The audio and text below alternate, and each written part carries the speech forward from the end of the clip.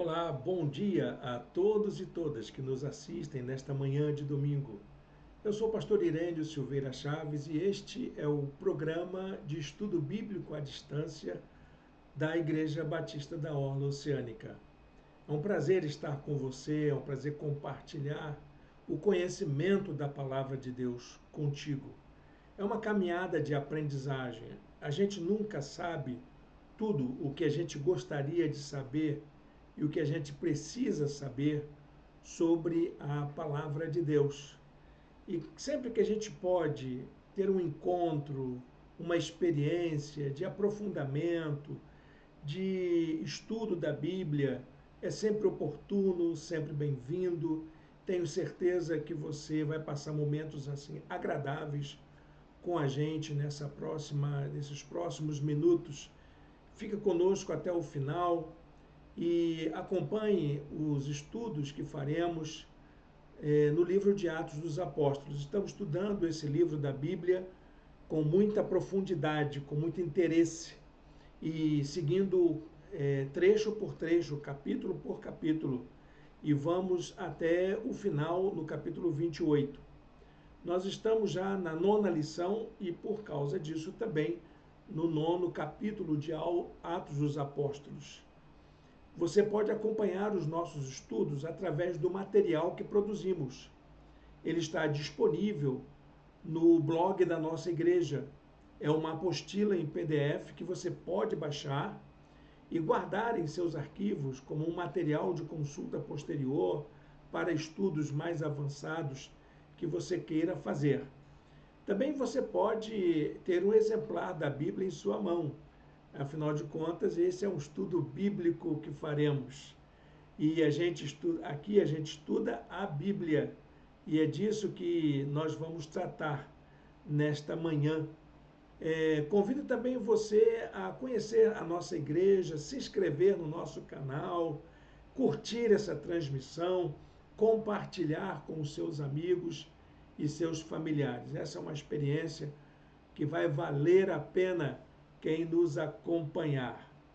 Bom, gente, sem mais demora, eu vou colocar aqui a nossa aula de hoje. Nós fazemos sempre uma apresentação em slides e você pode acompanhar aí através das nossas telas como que foi preparado essa rotina de estudos que estamos fazendo. Está aqui o nosso slide, Atos dos Apóstolos, estudos em Atos dos Apóstolos, o povo do caminho.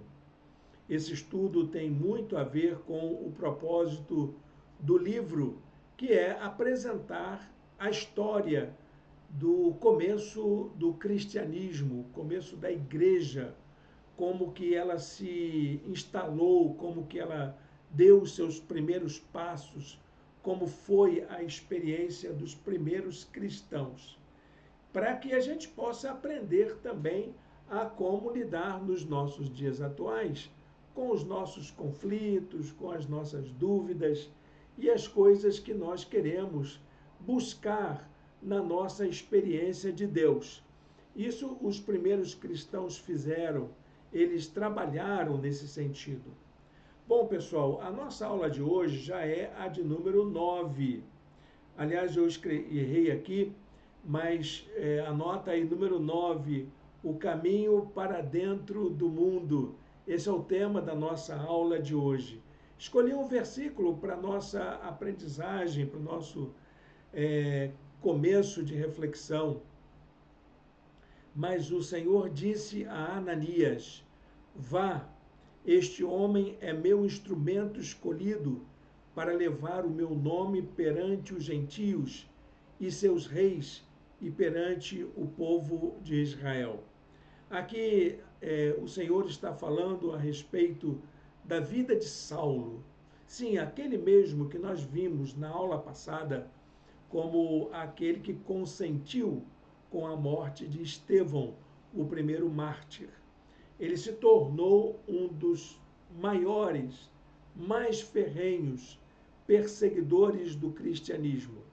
E aquele que havia se tornado um perseguidor passou então a ser um seguidor de Jesus de Nazaré. o seguidor de Jesus Cristo, aquele que teve a sua vida transformada.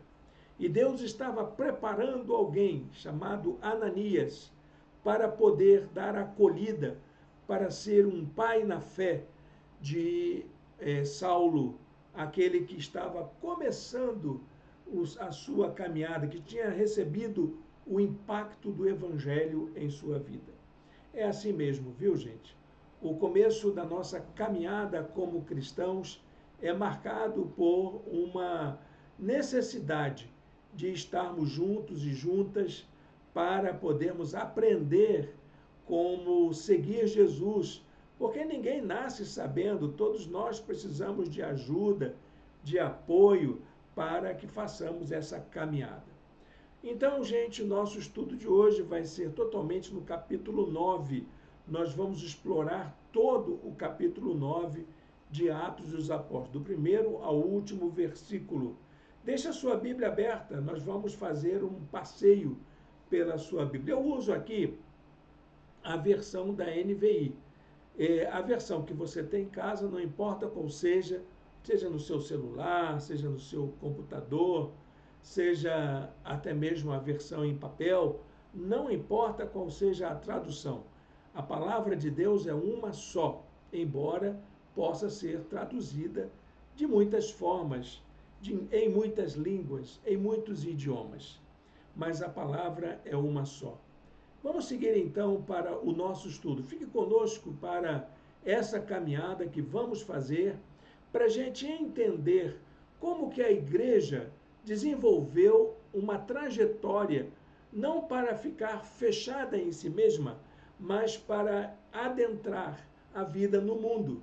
A igreja, ela se notabilizou não como um grupo fechado, não como um grupo no lugar de refúgio, mas como um grupo que sai para o mundo. Era, na linguagem mais contemporânea, uma igreja em saída, uma igreja disposta a desbravar novos espaços no mundo em que eles viviam.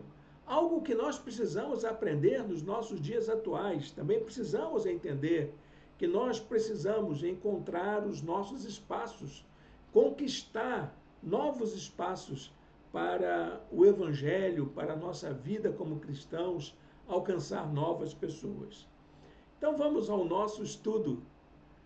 Lucas introduz então, nesse capítulo 9, a figura de Saulo de Tarso. E um fato bastante curioso é o registro da sua conversão. Foi uma conversão extraordinária. E na narrativa de Lucas, ele coloca como sendo um marco significativo para a história da igreja. Então, ali, naquele começo, alguém como Saulo se converter era realmente algo muito expressivo que valia a pena deixar como registro para os leitores futuros. A conversão de Saulo foi fundamental para que a igreja pudesse fazer uma guinada para dentro do mundo, como cumpridora da missão de Deus. Então, o que representa a conversão de Saulo? Tantas pessoas haviam se convertido, mas especificamente a figura de Saulo traz um novo ingrediente para a vida da igreja, que é a sua caminhada para dentro do mundo, como vimos no texto que lemos. É exatamente para que houvesse alguém capaz de pregar para os gentios, alguém com uma formação acadêmica, uma formação teórica, uma visão de mundo que pudesse levar o evangelho para mais adiante, para que outras pessoas também pudessem ser alcançadas. Saulo era um importante participante, talvez um funcionário, um oficial do Sinédrio. Ele tinha autoridade para perseguir e condenar pessoas que se opusessem às tradições judaicas. E ele também era uma pessoa profunda no conhecimento da literatura e do pensamento greco-romano.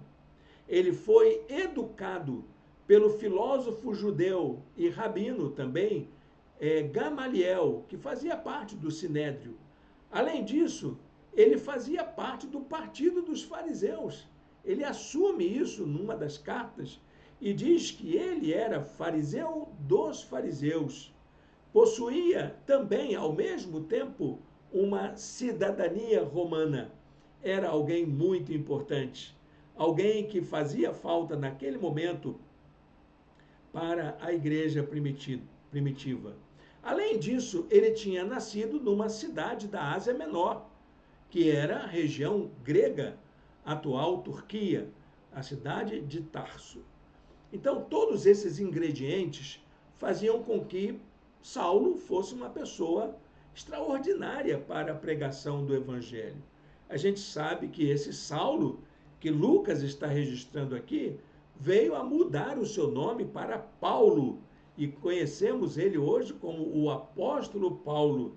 Mas nesse momento, Lucas está fazendo um registro de como essa figura tão importante para a expansão do evangelho, como que ela entra no cenário cristão, como que ela começa a tomar parte da história da igreja, através da sua conversão extraordinária. Saulo havia se tornado o mais temível, o mais temido dos perseguidores contra os cristãos. Ele chegou a pedir ao Sinédrio carta branca para poder trazer algemados, presos, os cristãos da cidade de Damasco. Ele queria ir lá para poder perseguir os cristãos que fugiram de Jerusalém para lá. A igreja de Jerusalém, logo no seu início, tinha se consolidado como uma realidade incômoda para as lideranças judaicas. Aquela presença daqueles cristãos ali em grande quantidade incomodava aos líderes judeus. E Saulo é uma expressão desse sentimento de intolerância com os primeiros cristãos, o preconceito contra cristãos. Se você acha que temos esse tipo de preconceito nos nossos dias atuais, compare com aquilo que os primeiros cristãos enfrentaram. Eles suportaram tamanha intolerância ao ponto de serem presos, arrastados, perseguidos, torturados para onde quer que eles fossem. E fora os martírios também que aconteciam. Atos 9:1 diz exatamente isso. Enquanto isso, Saulo ainda respirava ameaças de morte contra os discípulos do Senhor. Havia alguém disposto a perseguir até a prisão, até a morte, quem seguisse Jesus Cristo. Nós não temos isso hoje no Brasil não, tá bom, meu irmão? Embora se fale aí numa tal cristofobia, não é a nossa realidade. O Brasil não conhece esse tipo de perseguição que os primeiros cristãos tiveram que enfrentar. Era resultado da intolerância. E essa intolerância levou a que ele solicitasse, requeresse do Sinédrio permissão para prender pessoas, homens e mulheres que pertencessem ao caminho. Lembrem que o nome da igreja era Caminho, assim que as pessoas chamavam a igreja cristã. Ninguém chamava de igreja. Ah, eu vou na igreja. Ah, eu vou me reunir. Não, era Caminho, era o povo do caminho mesmo. Então, quem pertencesse a esse povo do caminho, ele queria permissão para prender quem encontrasse. A maneira como Lucas registra essa experiência de conversão daquele que viria a se tornar o apóstolo dos gentios, enfatiza um encontro dele com a pessoa de Jesus Cristo. Encontro pessoal com Jesus Cristo. Enquanto ele seguia a viagem pela estrada para Damasco, olha, é bom eu parei para poder escrever esse detalhe, porque muita gente diz que Paulo caiu do cavalo, Paulo fez isso. Não, foi exatamente assim que aconteceu. Anote aí para você não esquecer. Enquanto ele seguia a viagem pela estrada para Damasco, uma luz vinda do céu brilhou ao seu redor. Saulo caiu por terra e ouviu uma voz que lhe indagou, porque ele o perseguia. E Saulo então pergunta: Quem és tu, Senhor? E a voz responde: Eu sou Jesus, a quem você persegue. Levante-se, entre na cidade. Alguém lhe dirá o que você deve fazer. Isso tomou a vida de Saulo no impacto. As pessoas que acompanhavam a ele na viagem viram aquilo tudo acontecer, não entendiam nada, ouviam até a voz, mas não viam ninguém.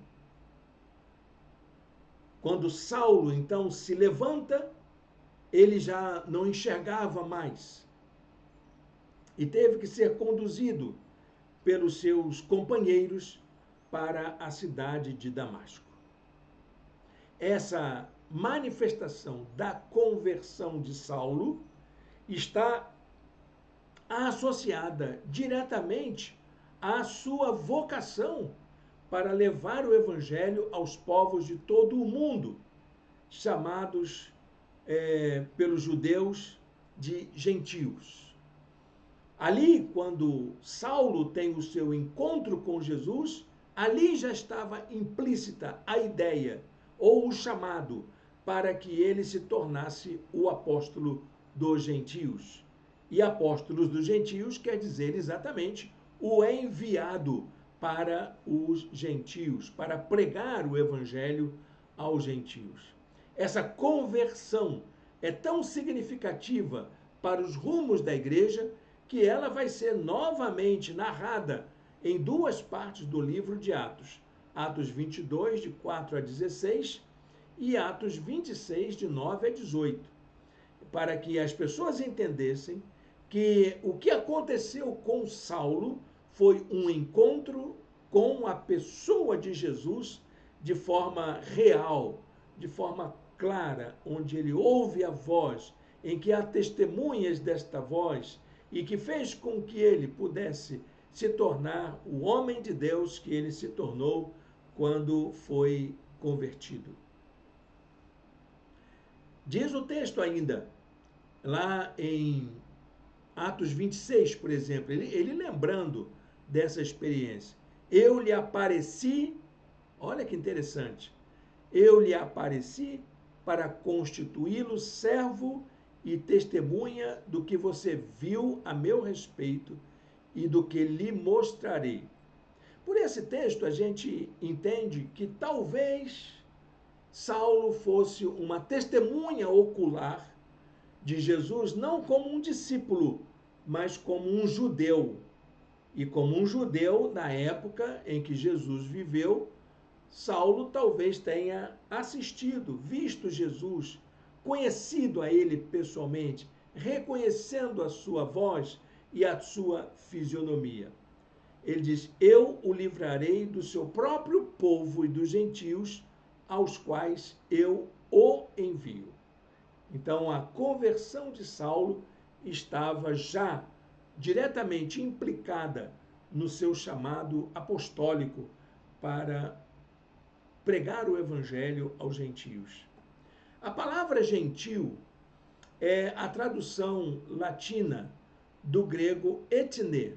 Então, a palavra que está lá no livro de Atos é etne, pregar às etnes, que se refere àquelas etnias, às clãs, os grupos familiares, as ordens de relação próximas que os grupos tinham, tendo a ver com diferentes culturas.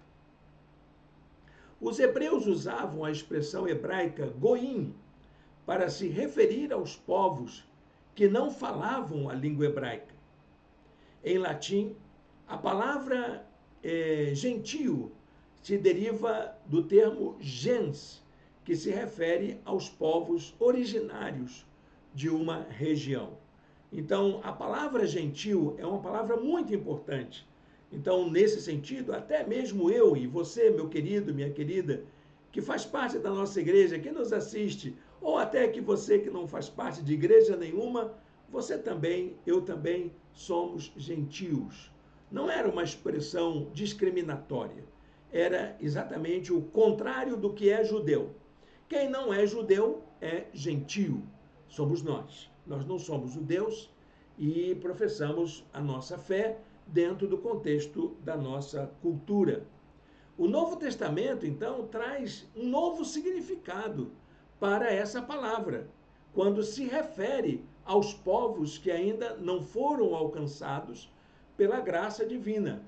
Então, a igreja primitiva se apropria desse termo gentio para se referir àquelas pessoas que ainda não foram alcançadas pelo evangelho. No Novo Testamento, gentio se refere a todas as pessoas não judias e tem o mesmo significado que estrangeiro. Estrangeiro. Então, todos aqueles povos que ainda não foram alcançados pelo evangelho e que não são judeus, eles são os gentios que precisam ser alcançados. E esse foi o propósito assumido por Saulo no seu futuro ministério, já com o nome de Paulo. Nós vamos ver quando é que essa mudança é feita do nome Saulo para Paulo. Então, nós vamos ver que houve um compromisso, uma consciência de que ele estava ali sendo preparado para se tornar o apóstolo dos gentios. Você será testemunha dele a todos os homens daquilo que viu e ouviu. Que é isso que ele vai aprender dali por diante. Dali por diante, ele vai receber um treinamento oferecido por Ananias, oferecido pela igreja, oferecido inclusive pelos apóstolos. E Barnabé terá um papel muito importante nessa formação de Saulo. Mas ele vai enfrentar problemas, porque ele começa já de cara pregando o evangelho, já falando abertamente, um grande orador, com muita eloquência, e já começa a ter problema. Vejam algumas marcas dessa conversão que é associada à vocação de Saulo. Em primeiro lugar, Saulo precisou experimentar uma mudança de mentalidade. Há muitas pessoas que se convertem, mas não mudam a sua mentalidade. Aceitam o evangelho, frequentam uma igreja, mas não mudam o seu coração. Paulo precisou mudar a sua mente, a sua maneira de pensar. Toda a sua lógica, toda a sua dinâmica de crença teve que ser alterada ali naquele momento de encontro com Jesus. A conversão de Saulo não foi uma experiência emocional, mas o despertar para uma nova vida, um novo jeito de viver, uma nova maneira de se relacionar, inclusive com Deus e com as pessoas. Em segundo lugar, Saulo precisou ser instruído pela igreja para se tornar um discípulo de Jesus. Antes de se tornar o apóstolo, ele foi um aprendiz, ele foi um discípulo, embora sua experiência de encontro com Jesus tenha se dado em meio a sinais sobrenaturais, a forte luz e a voz, foi necessário que Saulo aprendesse a ser um seguidor do caminho. Ele precisava fazer isso. Ele precisava deixar os hábitos judaicos para se desenvolver novos hábitos correspondentes à vida de um discípulo, que é diferente, completamente diferente. Quem vem de outras religiões sabe do que eu estou falando. Quem vai aceitar, seguir Jesus, precisa aprender novos hábitos como discípulo de Cristo. E em terceiro lugar, Saulo contou com o apoio da igreja para o seu crescimento pessoal. A igreja trabalhou conjuntamente para preparar Saulo para se tornar o homem de Deus que ele se tornou. Olha, gente, ninguém nasce pronto, nem um pregador do evangelho nasce pronto, nenhuma testemunha, nenhum evangelista, ninguém nasce pronto para servir no reino de Deus. Nós precisamos aprender. E é a vida comunitária que nos ensina mesmo. Então, a inserção de Saulo na vida comunitária foi essencial para a sua formação apostólica. Ele teve que viver junto com uma igreja. Um dos problemas mais sérios que nós encontramos hoje são os nossos irmãos e irmãs que têm um ministério específico de levar o seu testemunho através da música, através da pregação, através de palestras, de ensinos, e que acabam se esquecendo que pertencem a uma comunidade local. Esse vínculo com a comunidade local, ele é essencial para a nossa preparação para o exercício do ministério que temos. E com o apóstolo Paulo, ou Saulo, né, não foi diferente. Ele tinha o seu vínculo com a sua igreja local, com a sua comunidade de fé. A maior expressão da transformação da vida de Saulo está nessa atitude dele mudar para Paulo. A adoção do nome Paulo, que vai acontecer a partir de Atos 13:9, é algo significativo. Por quê? Porque Saulo era um nome de origem hebraica. Ele significa o desejado. E Paulo é um nome de origem grega, e ele já adota essa terminologia, essa relação com a língua grega para poder se expressar. E sabe o que significa Paulo? Paulo significa pequeno.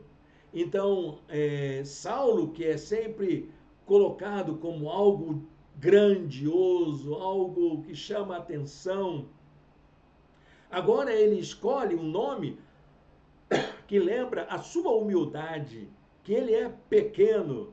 Eu me lembro de uma mensagem que eu preguei uma vez lá em Friburgo, de grande a pequeno pelo poder de Deus. É uma trajetória que ninguém quer, não é verdade? Todo mundo quer sair de pequeno para grande, todo mundo quer sair da sua condição de camada inferior para chegar ao topo, para chegar ao sucesso.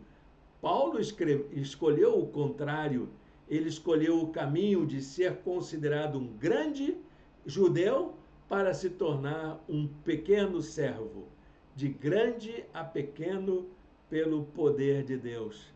Então, para que a vocação de Saulo pudesse ser realizada, uma grande transformação precisou acontecer na vida da igreja para entender esse homem de Deus como alguém muito importante para a fé. Você imagina que foi fácil? Não, não foi não. Sabe por quê? Quando Saulo chegava nas igrejas para poder pregar, para poder conhecer os irmãos, para ter comunhão, as pessoas ficavam apavoradas, porque sabiam que ele era um perseguidor, um dos mais temíveis. Então, o primeiro aspecto que precisava ser mudado na vida da igreja em relação a esse irmão, para que ele fosse acolhido, era o coração.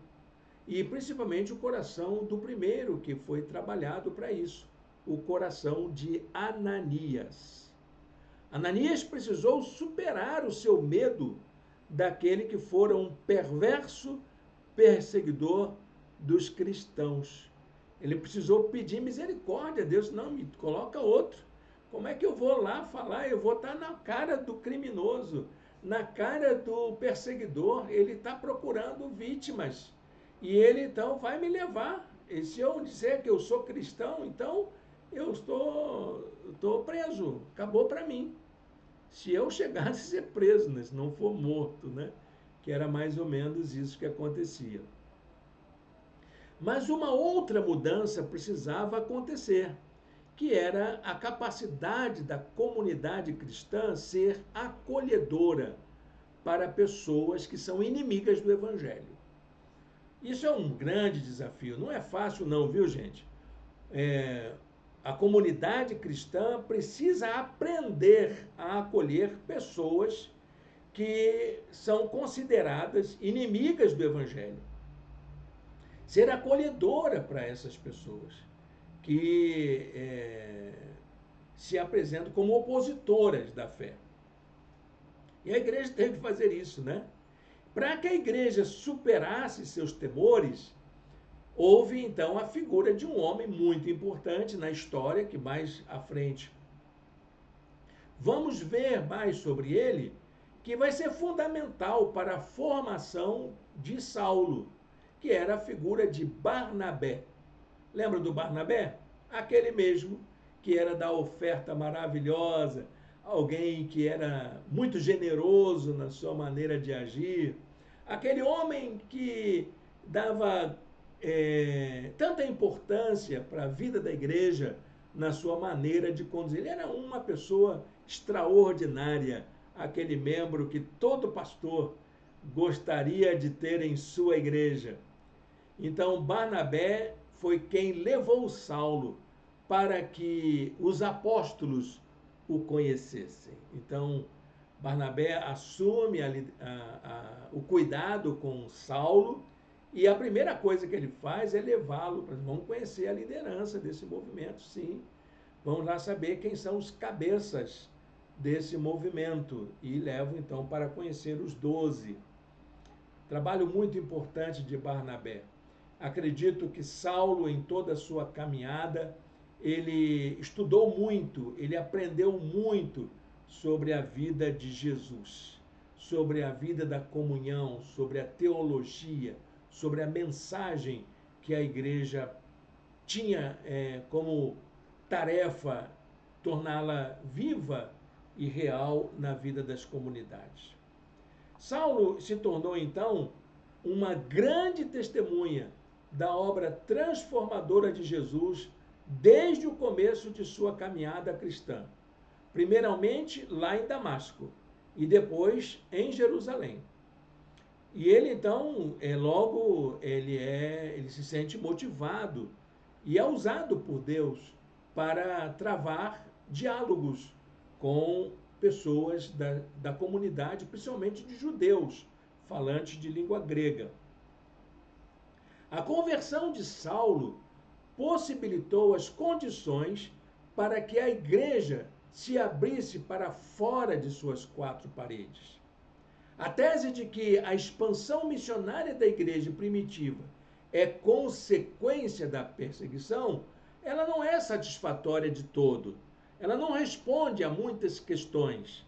Deus já havia preparado essa saída da igreja para o mundo, e a figura de Saulo é um exemplo disso, de que essa igreja em saída deveria se abrir para poder falar do evangelho para aqueles que ainda não haviam sido alcançados.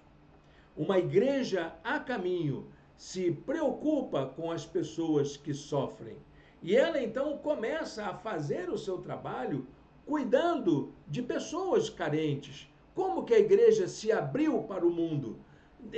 Cuidando de pessoas da comunidade que passavam por necessidades.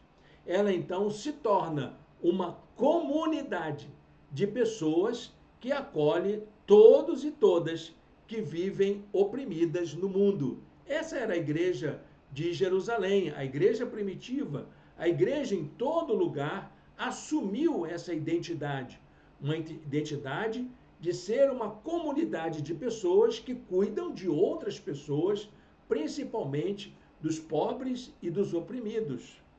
Há vários exemplos disso no Novo Testamento. E aqui no capítulo 9, nós vamos encontrar algumas destas situações de cuidado com os mais vulneráveis.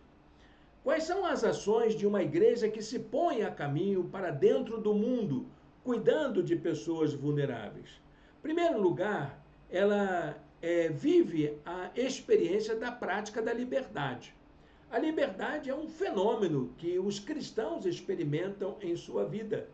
Nós não vivemos uma vida de prisão. Erra a igreja, a denominação, o pastor, que estabelece regras rigorosas para a vida de sua comunidade. A vida cristã é uma vida de liberdade. Anote isso, por favor.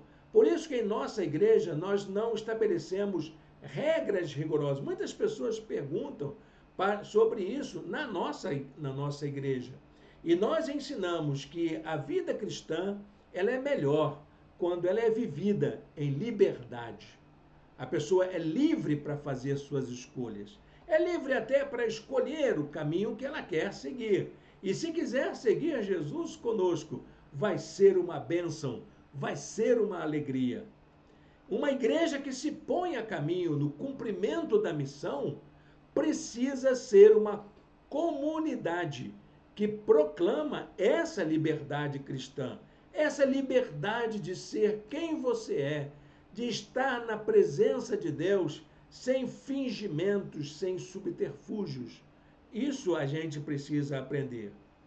Embora Paulo desfrutasse de total liberdade para pregar o evangelho por toda parte, ele já começa assim, ele começa então também a enfrentar ameaças, principalmente dos judeus de fala grega. Por essa razão, então, o que a igreja faz? A igreja vai precisar colocar esse grande pregador do evangelho, que tinha liberdade para falar o que vinha ao seu coração, o que Deus colocava em seu pensamento, para que ele pudesse fazer isso com liberdade. Diz o texto assim: Saulo ficou com eles e andava com liberdade em Jerusalém, pregando corajosamente em nome do Senhor. Acho que a palavra liberdade, ela sempre tem que estar acompanhada da palavra coragem, porque é preciso ter coragem para ser alguém livre. Liberdade implica uma grande responsabilidade. Estou lembrando aqui de um grande filósofo existencialista que diz que o ser humano é um ser condenado a ser livre, porque a liberdade tem um custo.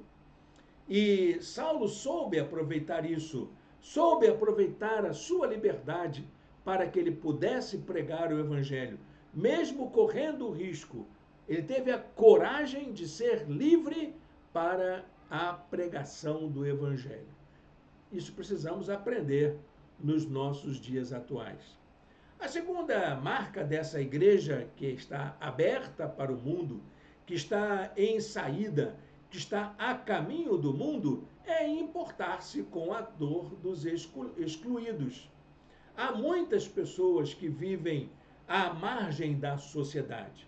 Você conhece alguns. Você conhece pessoas com deficiência, você conhece pessoas que são discriminadas por questão de gênero, você conhece pessoas que estão à margem por causa de raça, por causa de condição social, por causa de classe econômica que ele participa. E esses excluídos da sociedade é que precisam ser cuidados, precisam da nossa atenção, da nossa pregação como evangelistas. Uma igreja que se põe a caminho no cumprimento da missão se importa com a dor das pessoas com as quais ela convive. Esses excluídos da sociedade, invisíveis para as estatísticas e para as ações públicas, elas existem, elas aparecem para nós. E a igreja é aquela comunidade que mais se aproxima das pessoas mais vulneráveis. É preciso cuidar delas.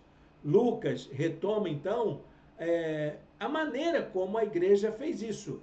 E para que ele possa falar sobre a maneira como a igreja cuidava dos excluídos, ela retoma a figura do apóstolo Pedro. Volta a falar sobre o ministério de Pedro, os atos de Pedro. E Pedro, nesse momento, ele estava viajando, ele ia para todo lado para poder cuidar daqueles grupos dispersos dos cristãos por toda a Judéia. Lembram disso, né? Vimos isso na aula passada, como que o evangelho dispersou os cristãos de modo geral. Lucas, então, retoma essa narrativa para falar como que o ministério de Pedro estava. Por enquanto, Paulo não era um apóstolo. Ainda Pedro exercia sua influência. Ele se tornou, então, claro, não resta a menor dúvida, ele era o principal líder da igreja, era Pedro. E numa das cidades para onde ele vai procurar as pessoas, ele vai para Lida. Pedro encontra uma pessoa que tinha dificuldade de mobilidade há 8 anos. Uma pessoa portadora de deficiência, uma pessoa com deficiência. Pessoas doentes e com deficiência eram excluídas da vida social. Elas não faziam parte das estatísticas, elas não tinham direitos, elas não tinham nem condições de sustento. E esse irmão na fé estava há 8 anos passando por uma dificuldade de mobilidade. E então Pedro cura essa pessoa que tem um nome de Enéas.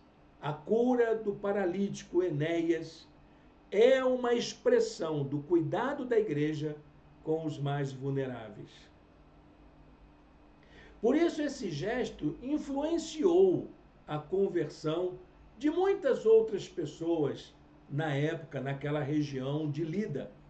E chamou muito a atenção porque aquele milagre foi um sinal de que as pessoas excluídas importam para Deus.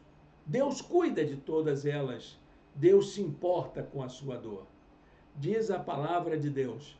Disse-lhe Pedro, Enéas, Jesus Cristo vai curá-lo. Levante-se e arrume a sua cama.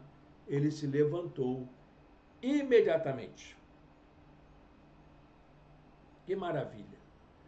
Que euforia deve ter causado esse gesto de Pedro em oferecer a Enéas uma oportunidade nova, um novo corpo, uma nova maneira de se portar na vida social. E em terceiro lugar, uma igreja que caminha com o mundo tem que se importar com os mais pobres. Os mais pobres estão aí. Olha, gente, num país em que 70% da população, talvez um pouco menos, 60 e poucos por cento, mas vou arredondar para 70%, tá bom? Porque a margem é muito pouca. A gente que ganha pouco, a gente sabe como é que essa margem é tão pequena, né? Num país onde 70% da pessoa vivem abaixo da linha da pobreza para baixo, a gente tem que cuidar dessa gente. Nós precisamos cuidar mais dos pobres do que as pessoas de classe média e de classes elevadas. É verdade, gente. Igreja precisa se importar com os pobres, porque os pobres são a maioria. São eles que precisam ser transformados. São eles que precisam sair dessa condição, encontrar libertação, consolo. Claro que a classe média e os mais ricos também precisam. Eu reconheço isso. Mas olha, gente, preste atenção nessa maneira como uma igreja cuida dos mais pobres. Uma igreja que cuida dos mais pobres é uma igreja que agrada a Deus. É uma igreja que tem consciência da sua missão no mundo. E ela precisa cuidar dos mais pobres sem desmerecer as pessoas das outras classes sociais mais elevadas. Isso fique claro, mas a sua atenção tem que ser especial para aquelas pessoas mais pobres. Uma igreja que se põe a caminho no cumprimento da missão está comprometida com a superação das desigualdades sociais. Se a igreja não tem uma resposta para a solução ou para um caminho para a solução das desigualdades sociais, ela está deixando de cumprir o seu papel como agência do reino de Deus no mundo. E é uma coisa interessante, quando o evangelho chega para as pessoas mais carentes, esse é um dos principais fatores para o crescimento social dessa pessoa. Há, de verdade, um avanço, uma mudança na maneira de lidar com a sociedade, com a economia, com os seus recursos. E Deus faz multiplicar graça na vida das pessoas. Querem um exemplo disso? Eu mesmo sou um exemplo. A minha família era muito pobre mesmo. Eu conheci o Evangelho quando eu tinha de 16 para 17 anos. E eu digo para vocês, o que me tirou da pobreza foi a graça de Jesus, foi o Evangelho de Jesus que mudou a sorte da minha família e apontou caminhos de autonomia, de liberdade financeira, de maneira prudente de lidar com os recursos que eu conquistava com o fruto do meu trabalho. E tenho certeza, meu amado irmão e irmã, que esse testemunho meu é o mesmo de muitos cristãos, muitos que me ouvem aqui, que podem atestar que a chegada do Evangelho à vida de uma família mais pobre, ela promove uma mudança de classe social. Pedro soube, naquela ocasião, que uma irmã em Cristo, lá da cidade de Jope, que era vizinha, que realizava um importante trabalho social, havia morrido. O nome dela era Tabita, mas em grego ela era conhecida como Dorcas. Pedro, então, foi levado até Jope, onde a cidade, que é onde vivia a Tabita, ou Dorcas, e vê um quadro estarrecedor, comovente, no aposento onde estava o corpo inerte de Dorcas, que havia falecido. Haviam várias mulheres viúvas chorando, e elas colocaram os vestidos que Dorcas havia feito para elas como um ato de solidariedade, de cuidado com os mais pobres.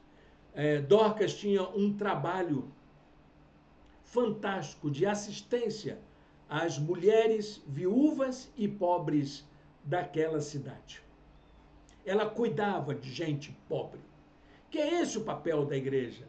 A igreja precisa aprender a cuidar dos mais pobres. E então Pedro promove a ressurreição dessa mulher. Essa mulher, então, precisava ter a sua ação restaurada, porque mesmo naquela época havia dificuldade de novas lideranças para que exercesse um ministério desse de tamanha importância para a vida da igreja. Então, a ressurreição de Dorcas, que servia a mulheres em condição social precária, é uma expressão do cuidado com os mais pobres. A maneira como Pedro encontrou para ajudar aquelas mulheres era restaurar a vida daquela serva do Senhor que cuidava delas.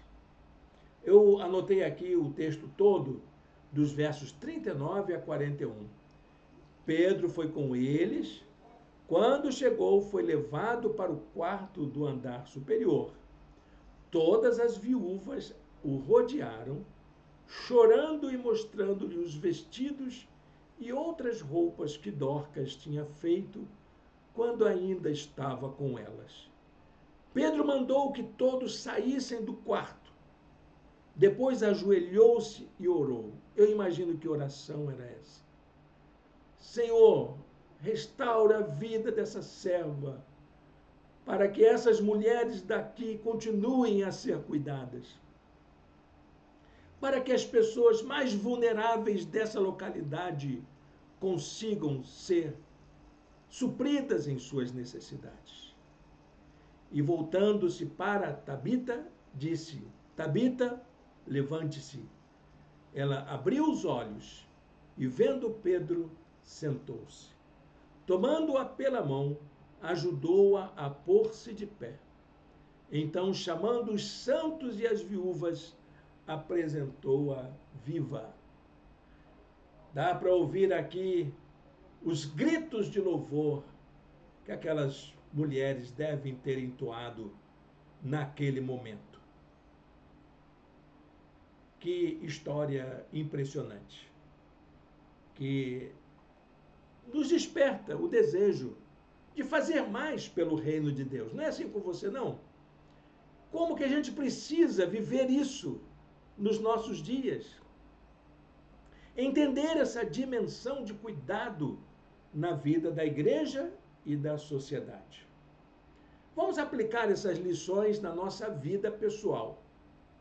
Igreja que cuida dos mais vulneráveis, enquanto segue seu caminho no cumprimento da missão, prospera e experimenta a paz. Essas duas informações são muito importantes. Não é só uma igreja que cresce, porque crescimento não quer dizer muita coisa para Deus. O que ela demonstra, crescimento numérico, então, é algo que não diz respeito a necessariamente a uma igreja abençoada. Pode ser que ela tenha um bom show, pode ser que ela tenha um bom espetáculo, pode ser que tenha até uma estratégia muito interessante de manipular as consciências.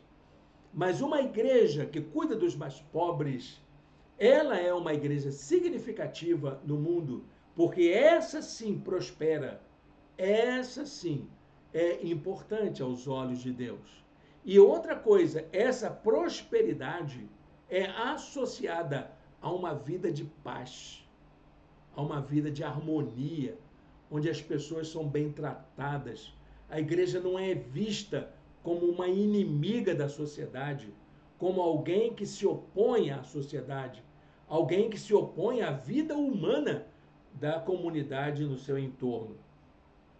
E é isso que permite que ela cresça e seja usada pelo Espírito Santo para alcançar outros com a mensagem libertadora do Evangelho. Deixei aqui o versículo que fala sobre isso. A igreja passava por um período de paz em toda a Judéia. O perseguidor se converteu. Judéia, Galiléia e Samaria viveram tempos de paz. Ela se edificava e, encorajada pelo Espírito Santo, crescia em número, vivendo no temor do Senhor. Ah, como eu quero uma igreja assim nos dias atuais. Oro por isso. Conto também com as suas orações para isso. Quero convidar você a orar ao Senhor neste momento, a falarmos com Deus, a colocarmos nossa vida diante do Senhor. Feche seus olhos. Senhor Deus, eterno Pai, muito obrigado por esta palavra nesta manhã. Ajuda-nos, ó Deus, a colocar em prática estes ensinos para que nos tornemos uma igreja que esteja aberta para o mundo, para cuidar das pessoas necessitadas deste mundo em que nós vivemos. Transforma a nossa vida, em nome de Jesus. Amém. Amém, meus irmãos e minhas irmãs. Estamos assim chegando ao final da nossa aula. Agradeço a sua presença aqui conosco e que Deus lhe dê um domingo de paz e de alegria na presença do Senhor. Quero informar aos nossos irmãos e irmãs que hoje a nossa atividade será online. Às 18h30, no meu canal, nós colocaremos a mensagem de reflexão deste domingo. E convido você a assistir. Ligue na TV da sua sala, convide os familiares a estarem juntos e assistir a esta palavra que será transmitida hoje às 18h30. Até lá, Deus o abençoe e Deus a abençoe ricamente.